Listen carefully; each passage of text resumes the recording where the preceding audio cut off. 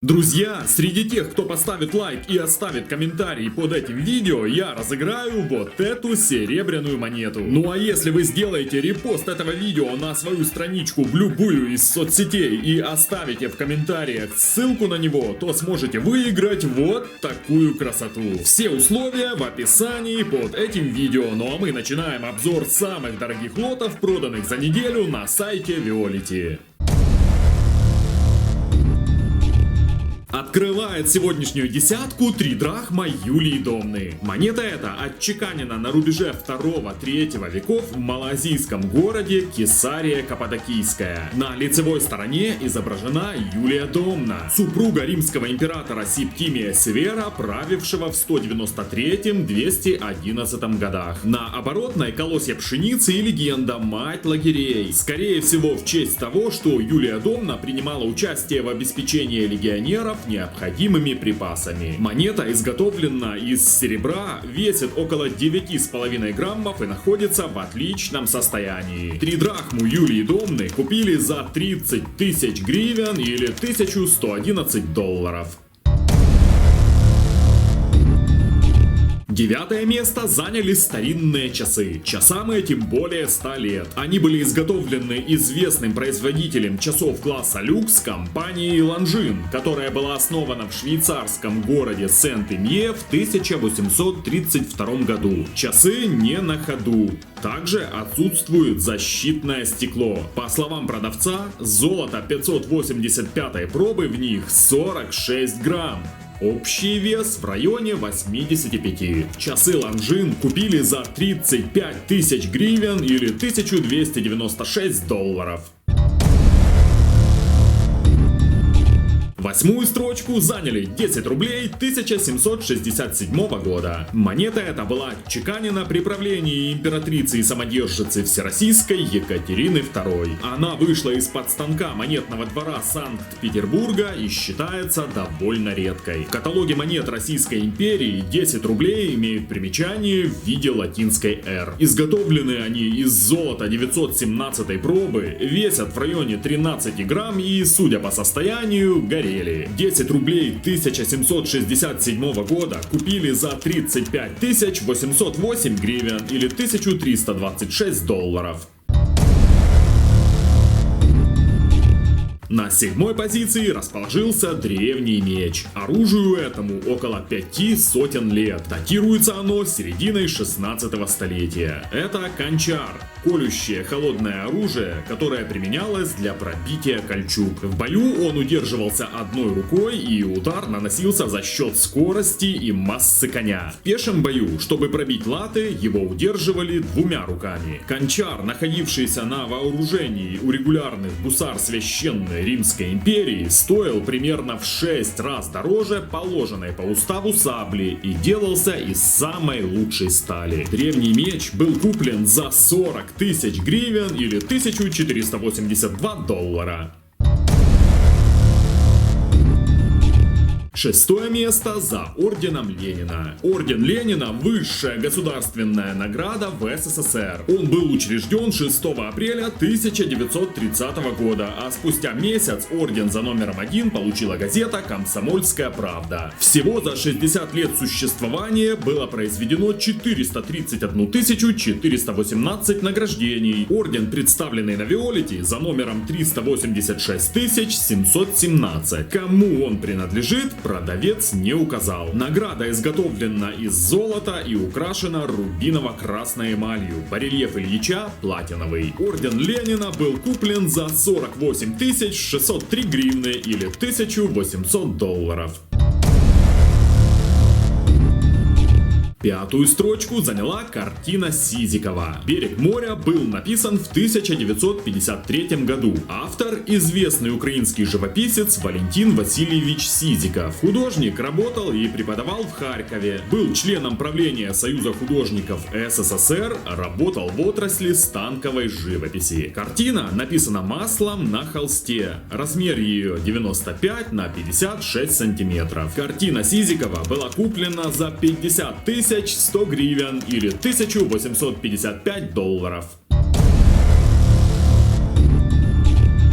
На 4-й позиции расположились золотые монеты. Лот этот состоит из 3 монет, которые были отчеканены во времена правления последнего императора Всероссийского Николая II. А именно 5, 7,5 и 15 рублей 1897 года. Все они изготовлены из золота 900-й пробы. Все нередкие. Тираж первой составил более 5, второй более 16, третий более 11 миллионов экземпляров. Общий вес около 24 грамм. Золотые монеты купили за 53 тысячи гривен или 1963 доллара.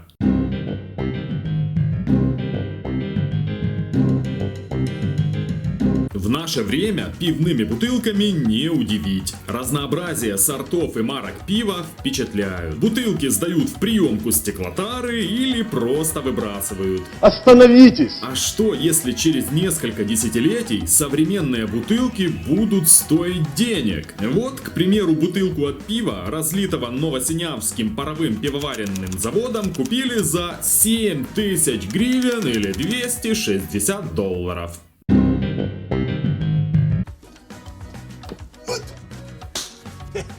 Извините.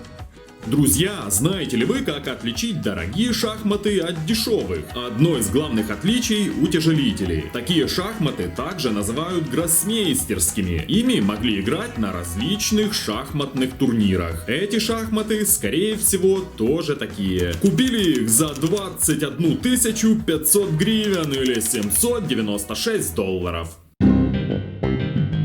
Часто на Виолите продают разнообразные детали военных форм. Пуговицы, петлицы, шевроны и тому подобное. Скупают их, как я понимаю, реставраторы, которые создают новую форму. Но тут выставили целенький френч образца 35-36 годов прошлого века. Принадлежал он в свое время летчику военно-воздушных сил Красной Армии Фурманову Ивану Ивановичу. Ну а купили френч за 28 550 гривен или 1057 долларов. Друзья, пришло время разыграть нам очередную серебряную монеточку. На этот раз 15 копеек 1930 года, а возможно и динарий императора Марка Аврелия. И если рандомизатор Лиза Онейр сейчас выберет комментарий, который будет содержать репост предыдущего видео о самых дорогих лотах Виолити, то тот, кто его оставит, получит динарий. Ну что ж, всем вам удачи и давайте посмотрим, кто же у нас выиграет советскую серебрушечку 1930 года, либо древнеримский серебряный динарий. Жиркоп-канал, монетки отличная, подписка у нас присутствует, комментарий оставлен. Жиркоп-канал, я вас поздравляю. Костя, я тебя поздравляю, ты стал победителем. Не знаю, нужно ли тебе то, что ты выиграл 15 копеек вот, 1930 года, это уже решать тебе. Можешь написать в комментариях, может кому-то передарю. Друзья, пользуясь случаем, подписывайтесь на Жиркоп-канал. Я постоянно смотрю, и вот так вот повезло на этот раз. Ребята, кто не выиграл, не отчаиваемся. Вы можете победить в следующий раз, поэтому обязательно поставьте лайк, оставьте комментарий. Ну а если вы хотите выиграть динарий, сделайте репост. Открывает сегодняшнюю тройку призеров комплект наград. Награды эти принадлежат командиру эскадренного миноносца капитан-лейтенанту Сергею Степановичу Сорокину. В комплект входят 3 ордена Отечественной войны, ордена Красной Звезды и Боевого Красного Знамени, медали за боевые заслуги, за оборону Советского Заполярья и победу над Германией. Награды находятся в хорошем состоянии, также прилагаются фото и орденская книжка моряка. Комплект наград купили за 80 тысяч гривен или 2963 доллара. По почетное второе место за Ауреусом Аврелиана. Луций Домиций Аврелиан – римский правитель с 270 по 275 года. Он разгромил сарматов, готов, галлов и многие другие племена. Первым из императоров стал носить диадему и официально именоваться господин и бог. Аврелиан ввел в Риме культ непобедимого солнца, объявив этого бога верховным. Рождение солнца праздновали 25 декабря, но вскоре один из следующих римских императоров назначил на эту дату другой праздник – Рождество Христово. Ауреус, представленный на Виолете, изготовлен из высокопробного золота, весит около 5,5 граммов и находится в хорошем, если не учитывать отверстия, состоянии. Ауреуса Аврелиана купили за 135 тысяч гривен или 5000 долларов.